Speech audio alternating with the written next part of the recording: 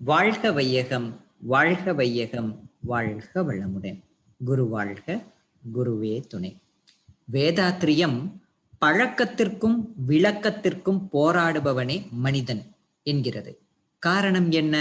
வாழ்க வளமுடன். வாழ்க வளமுடன். உணர்ச்சி, தேவை, முயற்சி, செயல், விளைவு, அனுபோகம், அனுபவம், ஆராய்ச்சி, தெளிவு, முடிவு ஆகிய 10 படிகளில் மனம் இயங்குகிறது. இவற்றில் உணர்ச்சி முதல் அனுபவம் வரையில் உடற்கருவிகள் இயங்கி செயல்பதிவுகள் ஆகின்றன. இதுவே பழக்கப்பதிவுகள் ஆகும். ஆராய்ச்சி, தெளிவு, முடிவு என்ற படிநிலைகள் மூளை செல்களை கொண்டு அறிவு இயங்கி விளக்கப்பதிவுகள் ஆகின்றன. முதல் மனிதனிலிருந்து கருத்தொடராக வந்த பழக்கப்பதிவுகள் வலுப்பெற்றவை.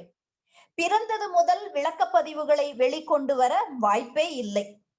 புலன்கள் மூலம், உடல் உறுப்புகள் மூலம் பழக்கப்பதிவுகள் தான் செயல்படுகின்றன. 12 வயதிற்கு மேல்தான் விளக்கப்பதிவுகள் சிறிது சிறிதாக செயல்பட தொடங்குகின்றன. பழக்கப்பதிவோ விளக்கப்பதிவோ இரு வகையும் ஜீவகாந்த ஆற்றலில் தான் செயலாகின்றன.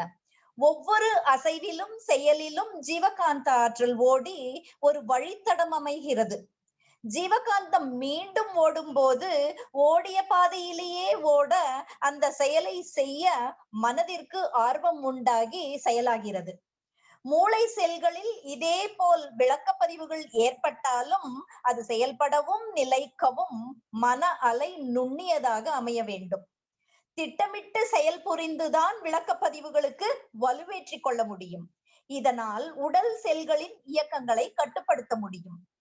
தவத்தின் மூலம் இறை உணர்வும் அறநெறியும் வாழ்வில் செயலாகும் போதுதான் விளக்கத்தின் வழியே பழக்கத்தையும் கொண்டு வந்து ஓய்வு பெற முடியும்.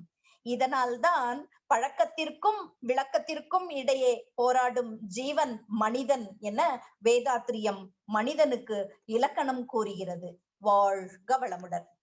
நாளை மனம் என்றால் என்ன என்பது பற்றி பார்க்கலாம். வாழ்க வளமுடன்.